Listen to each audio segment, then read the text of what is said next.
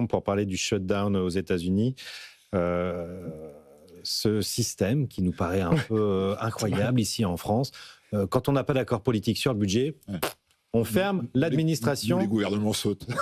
Alors qu'est-ce qui se passe? Racontez-nous un peu, Ludovic. Là, on est pris dans... C'est depuis ce matin, hein, il est 10h51, ça fait 4h50 que les administrations fédérales sont fermées aux États-Unis. Situation pas... Porte close. Je crois que la dernière fois, c'était en 2018 de mémoire. Donc, là, on est dans la situation bipartisane américaine qui est très forte, avec une paralysie au Sénat, une opposition en clair un peu sur tout ce qui est le système social américain que les démocrates veulent défendre, mais tout ça c'est un jeu politique. Voilà, l'idée, le combat entre démocrates et républicains, c'est que les démocrates veulent rétablir le remboursement de certaines dépenses de santé pour les plus modestes, ce que ne veulent pas les républicains. Maintenant, la dernière fois, puisqu'on a failli avoir shutdown il y a quelques mois, les quelques démocrates ont fini par plier, ont fini par signer avec les républicains.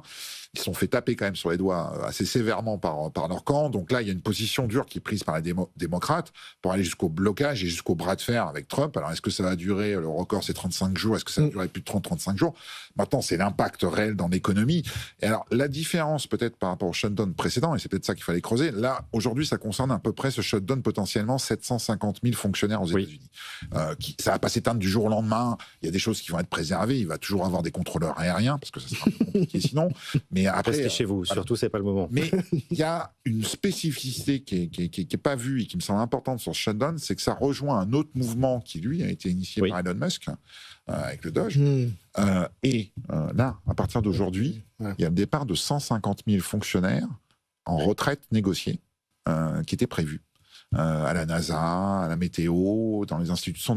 Donc il y a un double phénomène pour la première fois sur le shutdown, c'est qu'il y a un départ massif de fonctionnaires qui est en dehors du shutdown et qui était l'action, on va dire, de Trump, plus les 750 000 qui vont s'arrêter progressivement. Donc là, il y a des savoir-faire qui, à la fois, vont disparaître dans les services fédéraux américains, parce que là-dedans, honnêtement, ce sont quasiment les experts qui partent le plus. Ah oui. C'est un peu l'enjeu de Donald Trump, qui lui veut séparer effectivement d'un grand nombre de fonctionnaires américains, Thomas Grevin.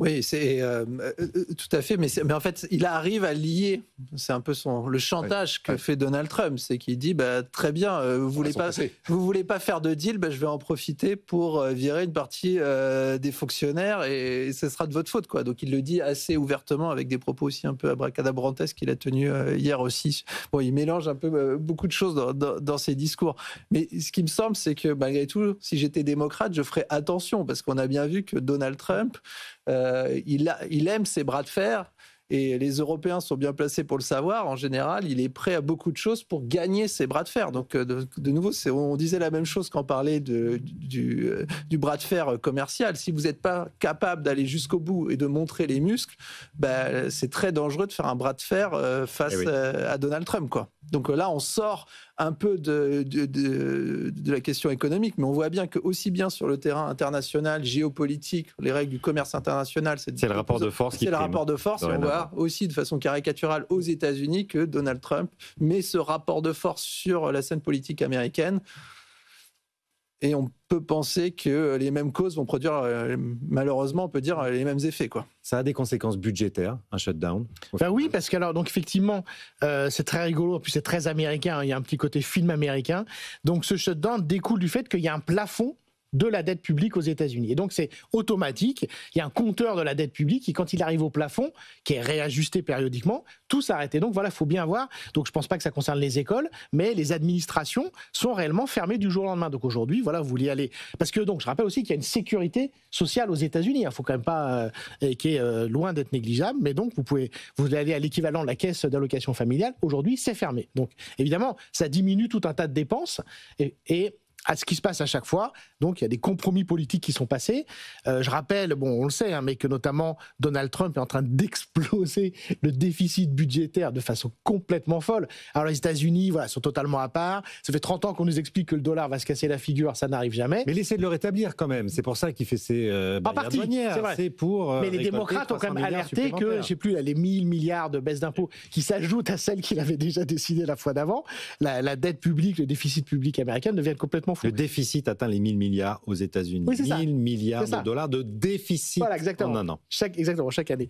Et là, alors là, je reconnais bien que je me suis bien converti, ou je sais pas, j'ai été contaminé par d'autres experts. Mais moi, ce que je vois malheureusement, c'est que nous, on aurait besoin de ce genre de contraintes objectives face à notre classe politique. Et autant j'ai beaucoup critiqué le tournant dramatique de ma discipline quand Sargent et Wallace ont eu le prix Nobel d'économie pour un article complètement fou où en fait ils vous disent la politique économique elle est incohérente dans le temps, donc en fait il n'y a jamais de politique économique qui va, et donc en fait ils nous disent faut constitutionnaliser l'équilibre budgétaire, c'est-à-dire qu'en fait il n'y a plus de budget à voter. Or toutes les nations se sont bâties historiquement, à commencer par les États-Unis, sur le fait de voter un budget au Parlement. C'est-à-dire que dans les années 70, la discipline de sciences économiques nous disent les hommes politiques sont tellement nuls qu'il faut leur retirer tous les pouvoirs et avoir que des autorités indépendantes. C'est le grand truc des privatisations, des agences et tout. Et j'étais à fond gentil socialiste keynésien que j'étais à l'époque. J'ai détesté cette ligne de pensée. Mais vous y arrivez. Vous êtes en train de nous dire qu'ils avaient eu raison avant tout le monde. J'ai changé. Et en fait, la nullité est... par exemple, dans les sondages aujourd'hui, la première chose que demandent les gens, et d'ailleurs, Sébastien Lecornu l'a très bien compris, c'est la baisse du train de vie de l'État. Et moi, je discute avec des élus de gauche, ils ne comprennent toujours pas. Je leur dis oui, les indemnités des députés, etc., vous devez les baisser. C'est fini, les gens crèvent la dalle en France. Et ce qu'on sait, effectivement, avec certitude, maintenant on l'a bien compris, c'est que le niveau de vie moyen en France, il va baisser dans les années prochaines. François Bayrou l'a dit, et ça c'est certain. Donc les élus doivent aussi faire des sacrifices personnels. Et en France, malheureusement, on est protégé par l'euro, on n'a aucune règle constitutionnelle, et on sait très bien que les bêtises budgétaires vont encore largement continuer jusqu'à je ne sais pas quoi. Mais donc ce shutdown, qui a un côté un peu débile, en fait, ce genre de débilité dont on aurait besoin, il faudrait que nos élus, à un moment, se prennent un mur. Un rôle symbolique, quoi, ce que vous nous dites. Parce qu'après, on peut poser des règles constitutionnelles d'équilibre budgétaire aussi, voilà, comme en mais qui a des conséquences pratiques. Qui a des conséquences pratiques et qui force les gens, justement, à trouver des vraies solutions. Ancrer la politique dans la réalité, c'est parfois ce qui nous manque, effectivement. Merci à tous les trois, Thomas Grébine, Gilles Raveau et Ludovic de Sauté.